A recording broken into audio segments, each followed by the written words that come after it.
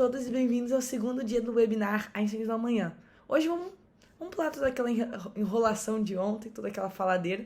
Vamos partir logo para as conversas. Primeiro nós teremos uma conversa com o Luiz Ramos, ele que é radiofármaco, então uma nova área para vocês descobrirem. E logo depois teremos uma conversa com a Natália, que é vulcanóloga e geóloga lá no Havaí. Então, vamos lá começar a programação do dia de hoje. Então, olá a todos, meu nome é Nina, se vocês não sabem, por agora eu sou a fundadora do projeto Einstein do Amanhã e hoje eu estou junto do Luiz Eduardo Ramos, que é um nosso palestrante. Então, muito obrigada, primeiramente, Ramos, por topar estar conosco nesse evento. Nós somos muito gratos pela sua presença e se eu puder se introduzir ao nosso público, à nossa audiência que não te conhece, seria Claro, muito bom a gente falar. bacana, claro, Nina. Como se disse, meu nome é Luiz Eduardo Azevedo Ramos, né? Ou Major Ramos, né? Eu sou militar da aeronáutica, ao qual eu tenho muito orgulho. Eu sou médico, mas na aeronáutica eu sou farmacêutico, né? É, eu gosto muito do que eu faço, né? Não sei como é que é. Então, Ramos, militar, ser militar e ser cientista são coisas que as pessoas geralmente não pensam, né? Então, Uhum. como você acabou da medicina, como é que você acabou na aeronáutica? Vamos lá. Eu também não pensava, não. Eu acho que os desafios da vida que foram me conduzindo nesse sentido. Eu comecei como farmacêutico temporário, na aeronáutica, né? A gente tem essa possibilidade de, antes de entrar para ativo, fazer um período como temporário. Tem gente que desiste, né? O que aconteceu é que quando eu tinha que fazer o serviço militar, eu já tinha entrado para a faculdade. E alguns cursos te permitem isso, né? Então, eu adiei o serviço militar. Quem pode fazer isso são os cursos de medicina, farmácia, odonto, e no caso do Exército, eles aceitam também quem já está cursando veterinário. Aí, a cada ano, você fica se reportando para as forças, né? E aí, quando você termina o curso, você tem a opção de servir. E foi basicamente o que aconteceu comigo. Eu comecei como temporário, perdi uma outra oportunidade, tive um acidente, né? Então, deixei de fazer uma residência que eu queria nos Estados Unidos, mas eu não posso me arrepender, não me arrependo, foi muito bom. Acabei gostando bastante do serviço militar, tanto é que depois eu fiz a prova para ativa e hoje eu sou um militar de carreira, né?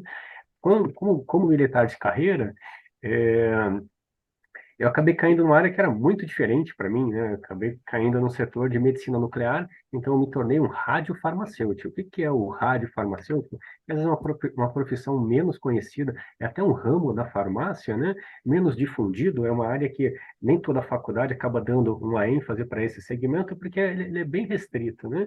Mas basicamente quem manipula o material radioativo. Dentro da medicina nuclear, diferente da radiologia, a gente trabalha com fontes abertas de radiação. O que que é isso, né? É, quem vai fazer um raio-x se apresenta para uma imagem e faz uma foto. Então, eu consigo fazer um raio-x, uma tomografia do lápis, de uma cadeira, de um objeto inanimado. A medicina nuclear, eu gosto, né? Então, a gente acaba sendo apaixonado pelas coisas que a gente gosta. É um exame que é muito mais fisiológico. Eu dependo que aquele organismo ativamente capte um material radioativo, interaja com ele e ele emita uma radiação. Então, um exame de medicina nuclear pode durar alguns segundos, 10 segundos, como uma deglutição, ou pode durar 3 dias, 4 dias, que eu dependo que aquele órgão se mostre para mim, né? É lógico, a gente não fica com o paciente esse tempo todo dentro da máquina, né? A gente coloca, tira, vê como é que ele está se comportando, vai fazendo outras imagens. E assim, eu acabei caindo na medicina nuclear, me especializei em radiofarmácia, né? Como eu te disse, as coisas foram se apresentando, né? Aham. Deste universo, por uma necessidade do serviço, a gente tinha pouco médico nuclear, e surgiu a oportunidade de eu fazer medicina. Não foi fácil conciliar, mas você lidar com material radioativo tem as suas peculiaridades. Esse material radioativo ele vem semanalmente do IPEM, em São Paulo, Instituto de Pesquisas em Energias Nucleares, e a gente precisa trabalhar esse material no fim de semana. Como é o horário que as pessoas não costumam estar no serviço, então eu me voluntariei para receber esse material, e aí com isso consegui uma carga horária mais flexível durante a semana. Então, eu chegava mais cedo, manipulava o material, separava as doses de cada paciente, aí sim eu ia para o meu curso, estudava, ainda bem que a faculdade era muito perto do trabalho. À tarde eu voltava para manipular de novo, voltava para a faculdade, então ficava nesse vai e vem. E assim foi, né? Como farmacêutico, eu consegui eliminar um ano da medicina. Mas você Bom. pensa que eu acabei mais cedo o curso, eu também não consegui acabar mais cedo, porque eu fazia sempre aquele número mínimo de matérias, né? Uhum. No fim, eu acabei formando até nos 6 anos regulares da medicina mesmo. Eu já estava ali na medicina nuclear, acabei ficando um pouquinho mais, depois acabei até enveredando por outras áreas, né? E o bacana é que a medicina nuclear foi me propiciando outros contatos, né? A gente, como militar, a gente participa de treinamento, exercícios, e a gente começou a se aproximar do pessoal de Angra, Angra dos Reis, onde estão as Sim. usinas, né?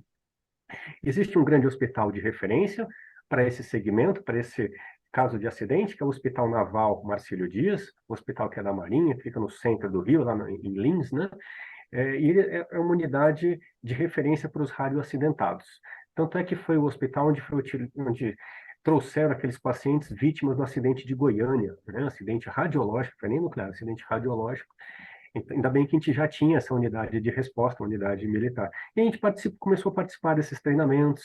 A aeronáutica tem um envolvimento no que a gente chama de APH, atendimento pré-hospitalar, e a gente faz o transporte dessas vítimas nas nossas aeronaves.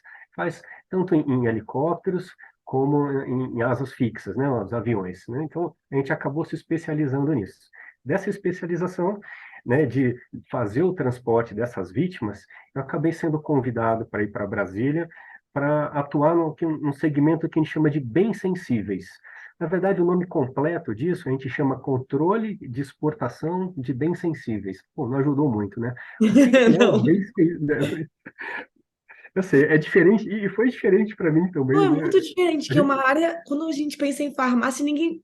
A primeira vez que eu ouvi falar sobre radiofarmácia foi com você, quando eu fui apresentada a você. Senão, eu não faria ideia que essa área da farmácia, esse ramo existiria. Existe, né? mas eu acho que isso é bem normal, viu, né? Porque eu também não conhecia antes, não. Conhecia muito pouco, a gente foi descobrindo, aprendendo junto, né? E eu acho que isso é muito importante na vida, você conseguir se adaptar a uma nova situação, do limão fazer uma limonada, tirar um Sim. proveito daquilo. Esses bens sensíveis, eles têm vários nomes, né? No meio civil, é esse controle de exportação. Para a gente, militar, a gente usa uma sigla que a gente chama de QBRN, ou DQBRN, que é Defesa, Química, Biológica, Radiológica e Nuclear. Mas o bem sensível do meio civil ele é um pouquinho mais abrangente. E o que é em si o bem sensível?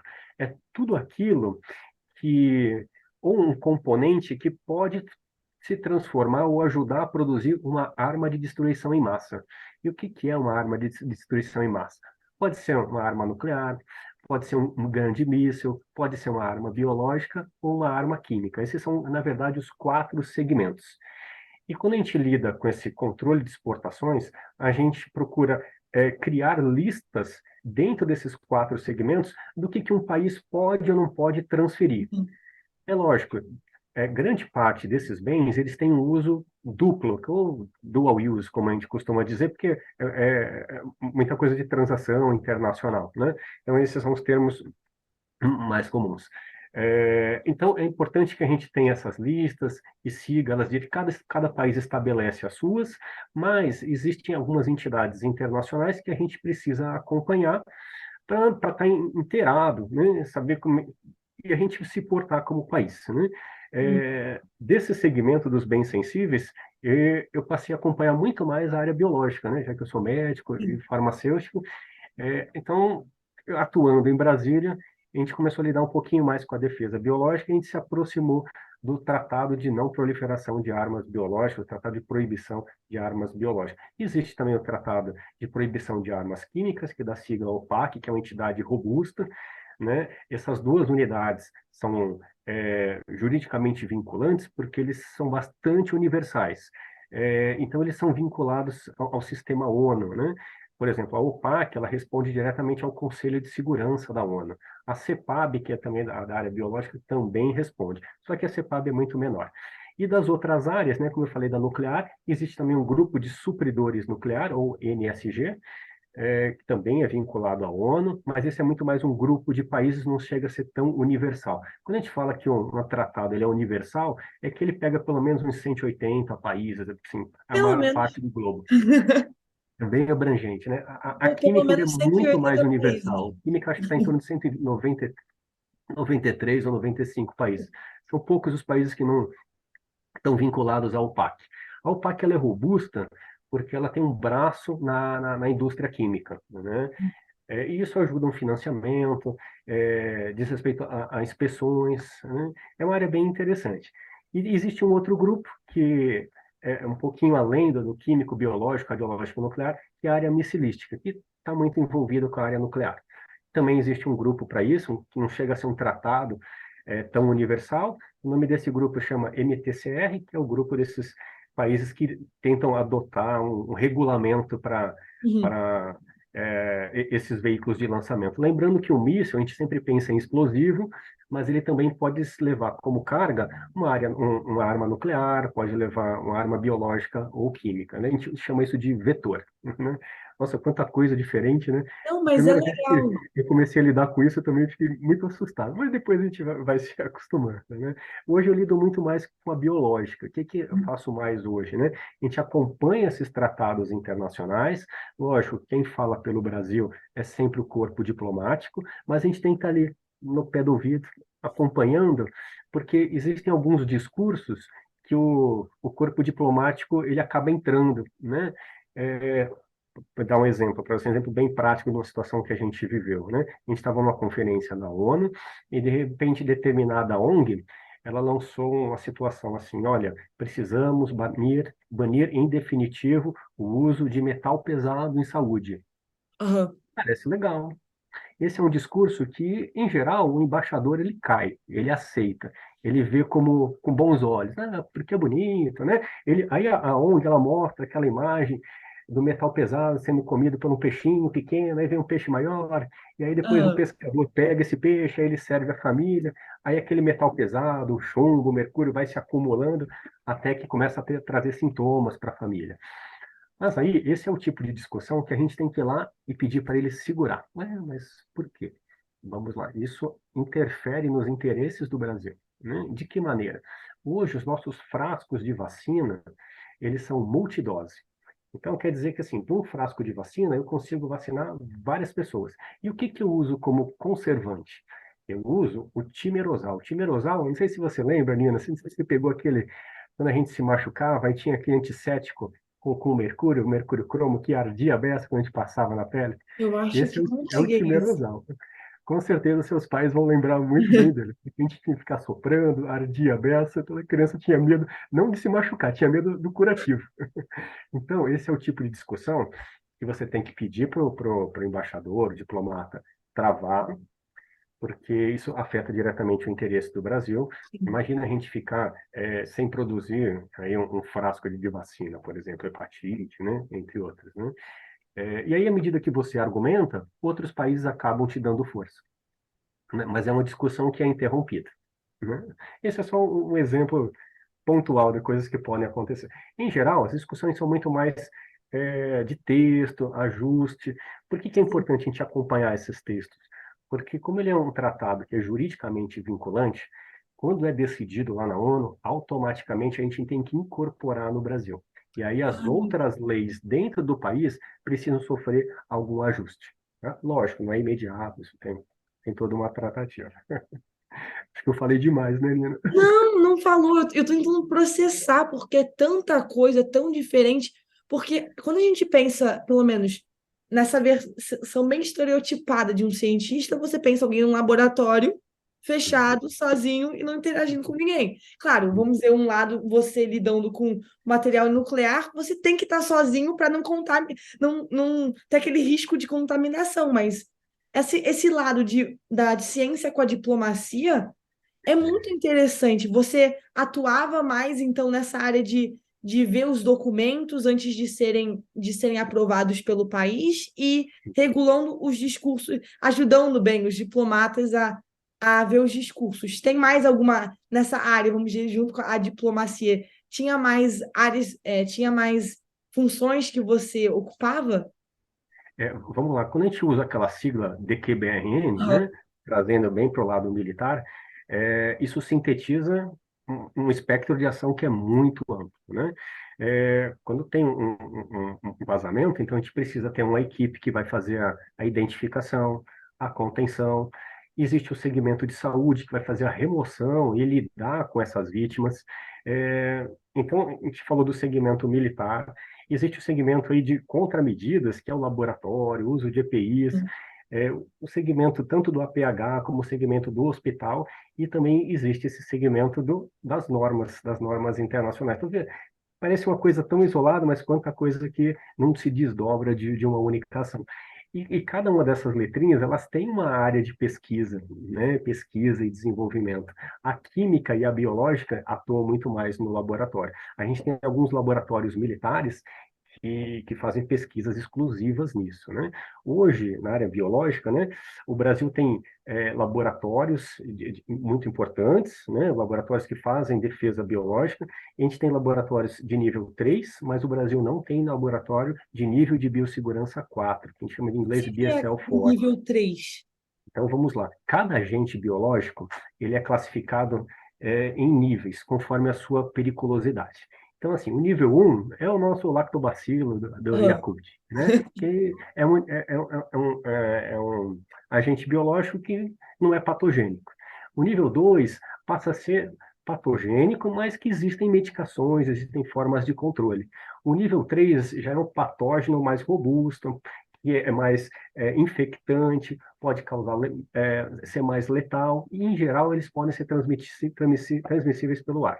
Agora, o nível 4, esse sim, são patógenos bem selecionados, são em torno de 14 exclusivamente vírus, e são doenças que assim, a gente não tem uma forma de controle, é altamente infectante, e que exigem, sim, uma série de outros cuidados, principalmente de via aérea. O que seria um patógeno nível 4? Seria o Marburg, seria o ébola. No Brasil, a gente tem o nosso, né? A gente tem uma febre hemorrágica brasileira, que tem um outro nome, que é o vírus sabiá. Na Argentina, a gente tem o Runim, né? Então, tem o Maiaro, aqui também na Bolívia. Então, essas áreas periflorestas costumam ter desenvolvimento de uma série de vírus.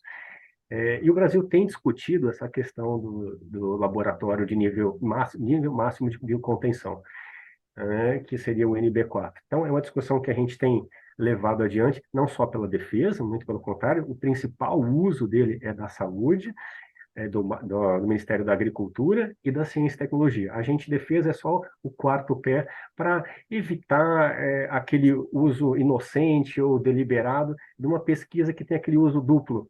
Então, a gente, defesa, acompanha esse segmento. A defesa biológica também lida com as toxinas.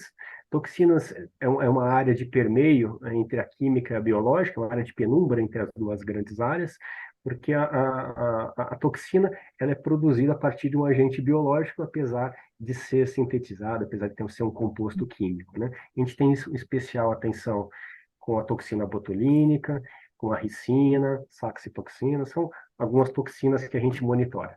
E a gente tem alguns pesquisadores em laboratórios, principalmente os laboratórios militares, que levam adiante esses controles, pesquisa. Então, ainda bem que tem esse segmento que tem esse tipo de preocupação.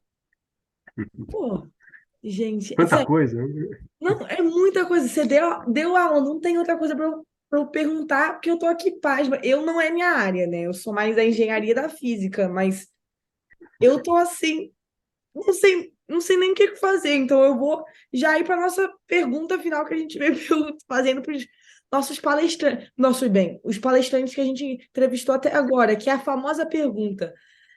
Imagina, eu sou um aluno que tá terminando o ensino médio agora, eu estou pensando em iniciar uma carreira nas ciências. Qual tipo de conselho que você daria? Bom, bacana essa pergunta. O que eu mais falei foi em se adaptar à situação, né? Uhum. Essa foi uma lição que a gente foi aprendendo, vivendo, né? Mas o que eu acho fundamental, né, para quem está se preparando para a vida profissional, é nunca abandonar o seu inglês. Cuide do seu inglês, porque o inglês é muito mais do que um peso no currículo, é uma necessidade. de atualização, de interação, né? Os estudos são basicamente em inglês, né? Sempre sai primeiro em inglês. O número de fontes de pesquisa é muito maior em inglês do que em qualquer outra língua. É uma das línguas da ONU também, né? É bastante universal. Então, o inglês, se eu pudesse dar uma dica mais importante, a número um seria essa. Eu acho que na vida você tem que ter um foco, né? O seu estudo é essencial, mas as coisas que fazem parte de você, que constroem, que moldam sua personalidade, não podem ser deixadas de lado. Então, se você tem um hobby, eu acho que isso tem que ser mantido, tem que ser estimulado, tal como fazer uma atividade física, cuidar da saúde, manter o convívio com os amigos. Nem sempre é fácil, né? Mas eu acho que a gente tem que se reservar e tentar se policiar nesse sentido. É, importante também, né? O que a gente tem de mais valioso nesse mundo, né? Eu acredito que seja o tempo, né? Então, assim, eu acho que uma forma da gente valorizar o tempo é não pegar atalho, né? Às vezes a gente pensa, ah, não, eu vou tentar ir fazer esse caminho que vai me encurtar. Em Sim, geral, não leva a um bom fim, né? Então, é, pensando em valorizar o tempo, siga o caminho como tem que ser, né? Não busque atalhos. E eu gosto muito de uma frase do ex-ministro Marcos Pontes, que agora é senador, e ele falava mais ou menos assim, né? Se você tem um sonho, né? Siga ele rigorosamente, siga o seu sonho. Eu acho que eu anotei em algum lugar, né? Deixa eu ver. Isso, eu anotei aqui, ó. Acredite no seu sonho, né? E aí ele dá três pinceladas que eu acho bem legal. Estude muito, trabalhe honestamente e sempre faça um pouquinho mais do que as outras pessoas esperam de você. Eu é acho que sempre bom, né? eu não acho que ele seja um grande filósofo, não, mas assim, ele é um cara sem sombra de dúvida que é muito vencedor pelo mérito dele, pelo esforço, né? Realmente ele conseguiu projetar o país e seguiu o seu sonho em si. Eu acho que fica como um bom exemplo. Com certeza, pode não ser um filósofo, mas não quer dizer que as palavras não sejam tão aplicáveis quanto as de um filósofo no nosso dia a dia. Mas falando sobre tempo valioso, eu acho que a gente passou uns minutinhos muito valiosos aqui na nossa conversa. Fico muito feliz de ter passado um tempo conversando com você. Vamos, eu aprendi muito. Gostaria de agradecer também o pessoal que está vendo em casa, muito obrigado, ou nas escolas, independentemente de onde você esteja, muito obrigada por ter acompanhado essa conversa. E muito obrigada novamente, Ramos, por ter topado embarcar nesse projeto com a gente. Nós somos muito gratos. Muito obrigada. Obrigado a você, Nina. Foi um prazer.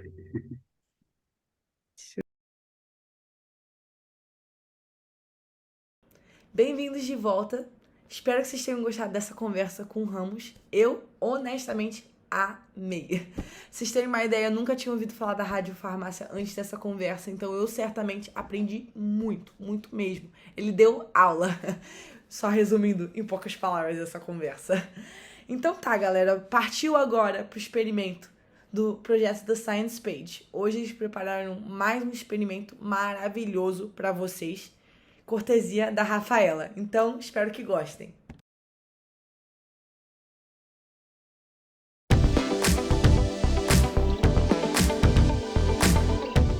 Olá, meu nome é Rafaela e você está assistindo uma combustão do gás hidrogênio em oxigênio.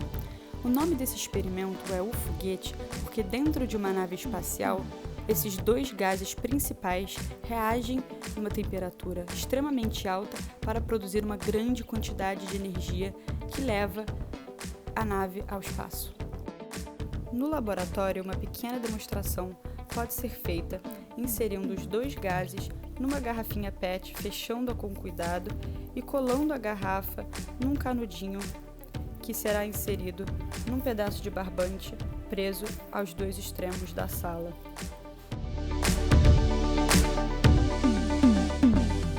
Quando o seu equipamento estiver preparado, abra muito rapidamente a tampa da garrafinha e acenda um fósforo, coloque ele lá dentro para dar a energia suficiente para a reação acontecer. Quando os gases reagem, eles produzem água como produto final da reação e muita energia.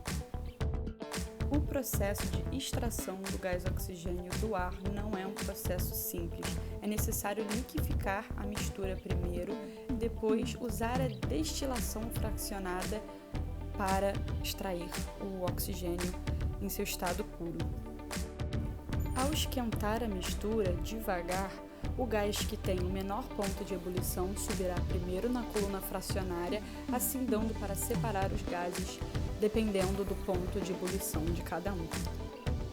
E, finalmente, o gás hidrogênio consegue ser extraído na sua forma pura do composto orgânico metano, que também é um gás que contém hidrogênio na sua composição química, ou da eletrólise da água, que é o processo reverso desse experimento de hoje.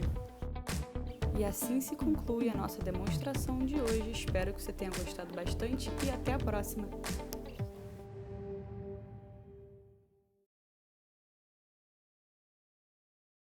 É isso, galera. Espero que vocês tenham gostado do experimento de hoje.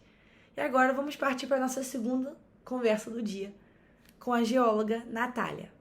Vem! Olá a todos, aqui quem fala é a Nina, fundadora do projeto Einstein do Amanhã, e hoje nós estamos com a Natália Gauer, que é a nossa palestrante. Antes de tudo, muito obrigada por ter topado, Natália, ser uma das nossas palestrantes. Estamos muito orgulhosos, estamos muito felizes de tê-la aqui. Antes de tudo, se você puder só se introduzir um pouquinho para o pessoal que está assistindo, só para eles terem uma ideia de quem você é, antes de nós iniciarmos com as perguntas. Certo. Nina, muito obrigada pelo convite. É um prazer poder contribuir para esse teu projeto. E então, pessoal, meu nome é Natália, como a Nina já falou. Eu sou aluna de doutorado na University of Hawaii, at Manoa. Eu trabalho com vulcanologia.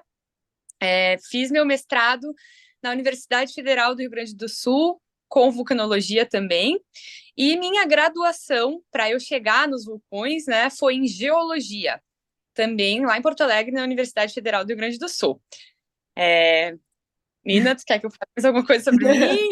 Com 29 anos.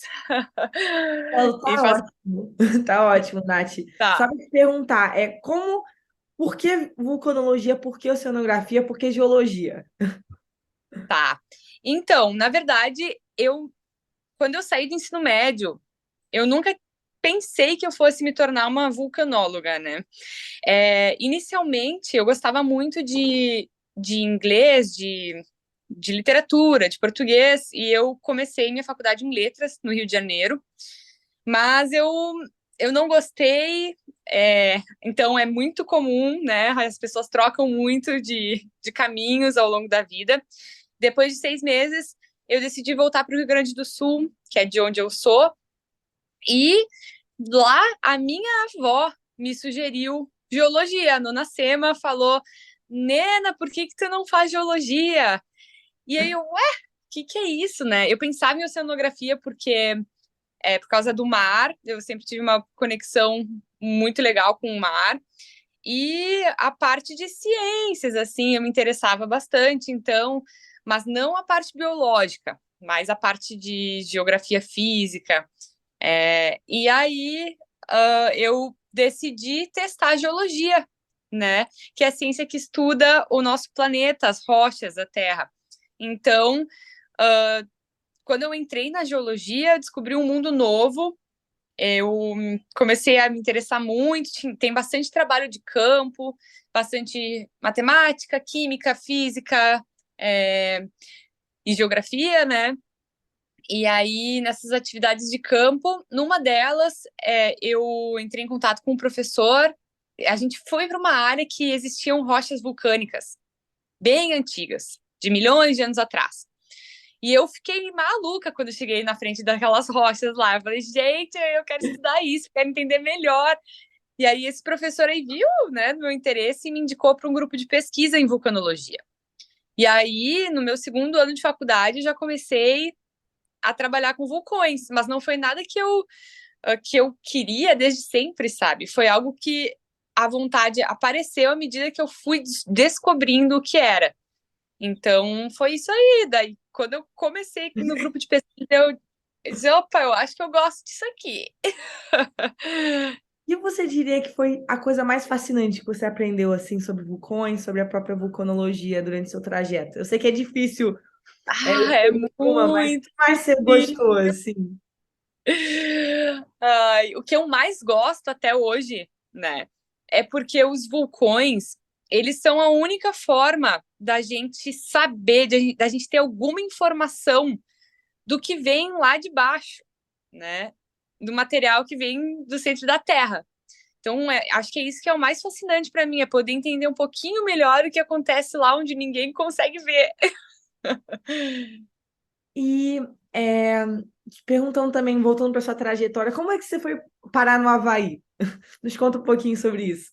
Tá, essa é uma pergunta ótima.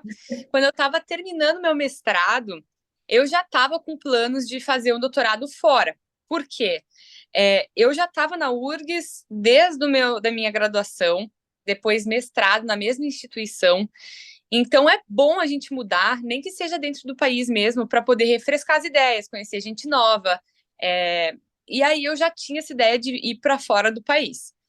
Então, como eu trabalho com vulcanologia, né? Era um sonho para mim poder vir, seria um sonho vir para o Havaí. E eu comecei a pesquisar os tipos de pesquisa que eram feitos aqui, os professores que trabalhavam com o quê. E aí, no final do meu mestrado, tive uma oportunidade de ir para a Califórnia para apresentar meu trabalho. E essa conferência, logo depois que terminou essa conferência, a Califórnia, para quem não sabe, é o ponto mais próximo do Havaí, né? Então, eu, como sempre quis vir para o Havaí, eu me planejei para passar uma semana aqui, meio que de férias, né? Aproveitando, sozinha. Então, eu vim para cá. Só que é claro que, como eu tinha outros planos para de repente conseguir algum doutorado ou alguma coisa assim, eu entrei em contato com o departamento, mandei um e-mail para os professores do departamento de geociências, né, Earth and Planetary Sciences, e perguntei se eles gostariam de escutar, de me receber como uma palestrante para falar sobre o meu trabalho no Brasil. No Brasil, no meu mestrado, eu trabalhei com a história do último vulcão brasileiro, o vulcão que entrou em erupção pela última vez aí no território brasileiro. Eu reconstruí a história dele. Então, para a galera daqui, era super interessante escutar sobre um vulcão que aconteceu no Brasil, né? E, enfim, eu bem nova, no caso, eu era bem nova no meu mestrado, já tendo o trabalho publicado na revista. Aí eles me aceitaram para dar essa palestra. Eu fui lá, dei a palestra, e depois dessa palestra, passou um tempinho, passou um mês, eu já tinha voltado para o Brasil, né, da conferência das minhas férias, e eu recebi um e-mail de um professor daqui, me convidando para trabalhar com eles. E eu gostaria de ressaltar que essa viagem para a Califórnia e a viagem para o Havaí, a da Califórnia, foi completamente custeada pelo Conselho Nacional de Pesquisa do Brasil. Então, eu não gastei nada. E a minha viagem para o Havaí, eu banquei com o meu trabalho como geóloga. Então, assim, não é nada de graça, nada de os pais pagaram, ela tem condição, sabe?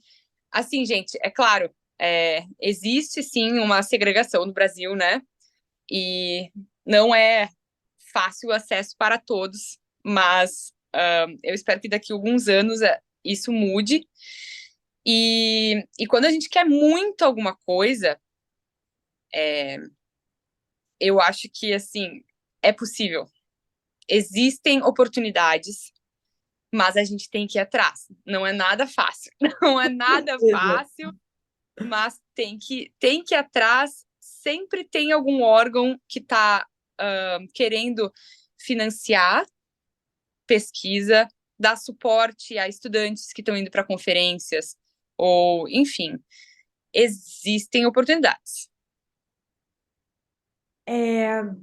Então, só voltando, e aí você voltou para o Brasil, você recebeu um e-mail do seu professor para trabalhar com eles, professor, se não me engano, aqui do mestrado aqui, lá na URGS.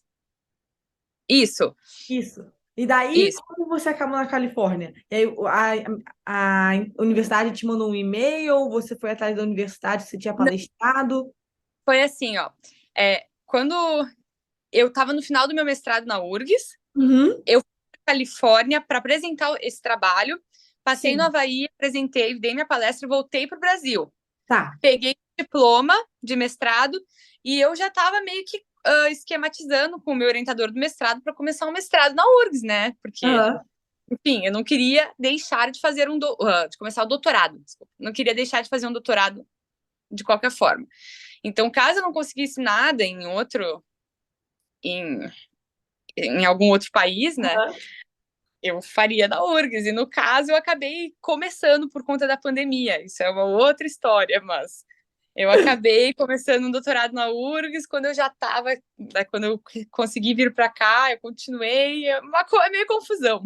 Resumindo, eu tô fazendo 2 doutorados, estou terminando meu doutorado da URGS, sim, e continuo no meu doutorado daqui. Mas foi assim, eu voltei, e aí eu já, depois de um mês que eu voltei dessa minha viagem, eu recebi esse convite desse professor para ir para lá, para vir para cá, né? Uhum. E eu também tinha recebido uma outra proposta de professores da Nova Zelândia para fazer meu doutorado lá. Que Então, máximo!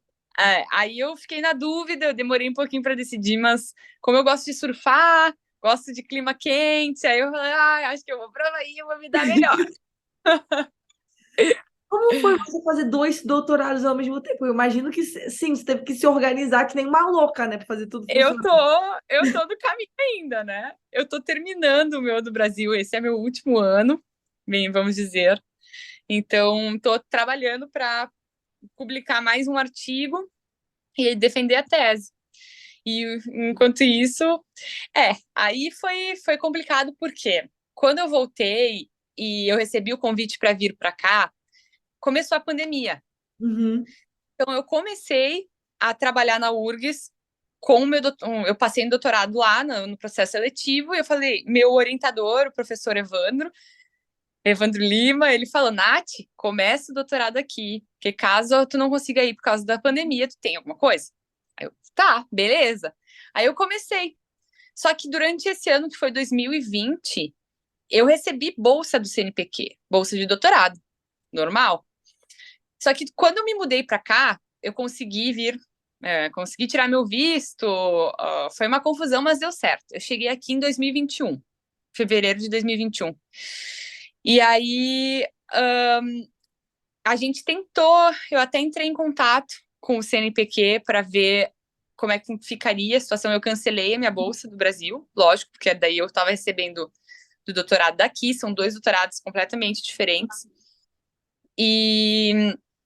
E aí, com a bolsa cancelada, eu perguntei, né, se eu poderia cancelar o meu vínculo, o meu programa de doutorado, e a resposta foi: se eu cancelar, eu ia ter que retornar todo o dinheiro que eu recebi do CNPq naquele Meu primeiro ano. Deus! E detalhe, nesse ano eu publiquei um artigo, já estava, tipo, fiz todas as cadeiras que eu tinha que fazer do Uhum. doutorado do Brasil, as disciplinas, né? Vim para cá com pouca coisa, assim, restante, para fazer durante 3 anos, os outros 3 anos. Mas foi bom, porque no final das contas eu vou sair com 2 diplomas, mas não é fácil. Não tá Eu sendo só fácil. imagino, meu Deus. Falam que um doutorado já é difícil, mas aí fazer 2 ao mesmo tempo realmente é um. Meu Deus, Nath, eu não sei como você fez isso. Eu nem sabia, meu Deus. E É que eu agora não, você isso eu não acabando, você conto consegue, você muito. consegue acabar tudo bem com a bolsa ainda, e aí Sim. já engatar para terminar ou aí na University of Hawaii. O meu daqui, da University of Hawaii, eu tô no 3º ano. Uhum. Então, tenho esse ano, mais o outro, e de repente um pouquinho mais. Porque eu tive alguns problemas com a pesquisa. Mas normal. O da URGS é para eu terminar. Esse ano é o último. Uhum. E é isso aí. Aí eu vou continuar aqui dando meu segundo doutorado. Meu Deus, aproveitando essa deixa de pesquisa, o que você vem pesquisando ultimamente em termos reduzidos para pessoas bem leigas? Beleza. Então, eu estou começando a trabalhar agora num projeto que é para estudar vídeos de erupções aqui do Havaí, para poder entender melhor como é que é a dinâmica desses vulcões, né? Quando o vulcão entra em erupção, o que acontece com a lava, para onde que ela flui, qual a quantidade de gases que é emitido, as partículas que são emitidas, qual a distância que elas atingem, essas coisas, para poder mitigar, né, os riscos da atividade vulcânica. E também trabalho com alguns outros projetos que aí eles são para entender a origem de alguns vulcões submarinos. Eu participei de uma expedição de navio que eu fiquei 50 dias em alto mar para poder coletar a amostra desses vulcões submarinos. Então é meio que um mix meu doutorado aqui, né, no Havaí. Eu trabalho com vulcões debaixo da água, submarinos, e com os vulcões aqui na Big Island também, o Kilauea, Mauna Loa. Então, é isso aí. Não, é bom que você tá pertinho, bem, pertinho, mas você consegue pegar as amostras diretamente, né? Bem, no caso aí no Havaí, eu não digo submarino, que aí já é outra Não, história. esses vulcões debaixo da água é bem difícil da gente pegar as amostras. Mas os daqui, no caso, né, da Big Island, é facinho. É só pegar um voo de 40 minutos.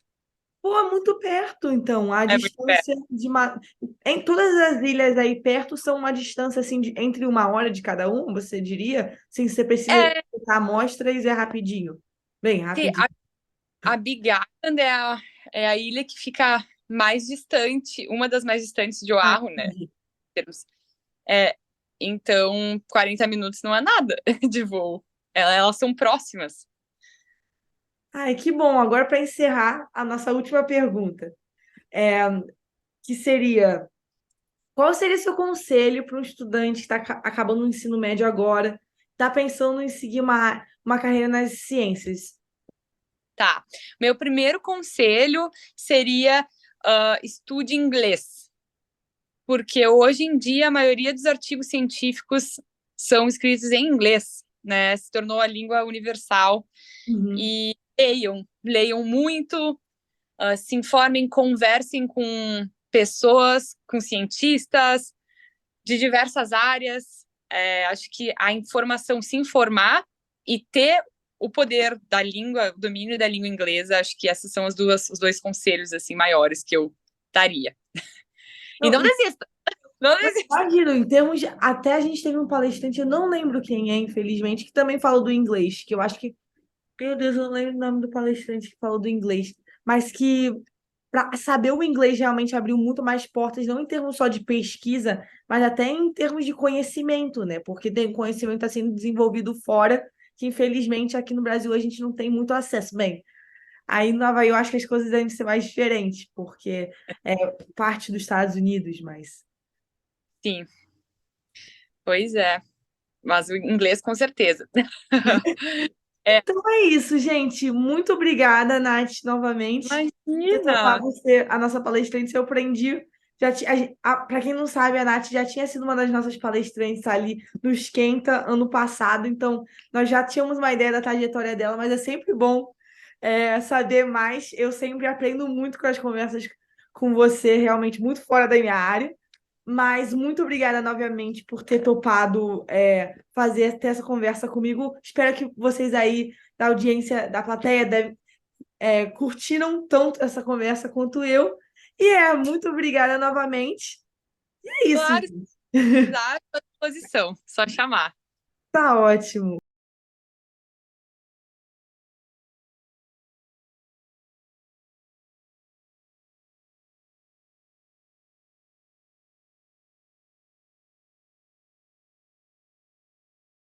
Com isso, nós fechamos a nossa programação do dia 2 do webinar no Einstein do Amanhã. Espero que você tenha gostado, aprendido e, bem, se apaixonado pelas ciências um pouquinho mais.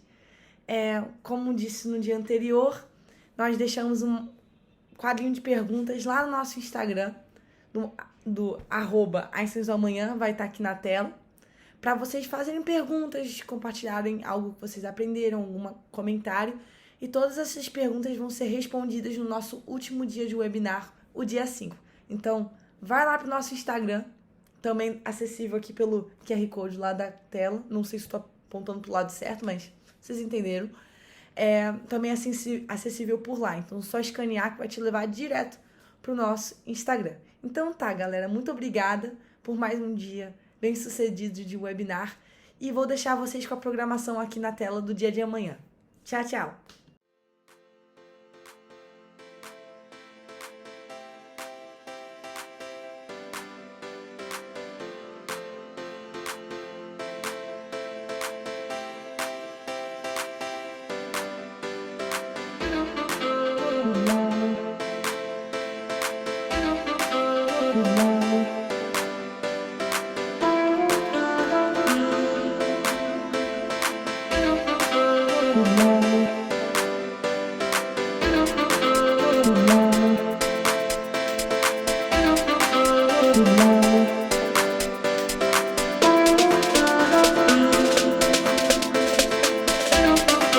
Thank you.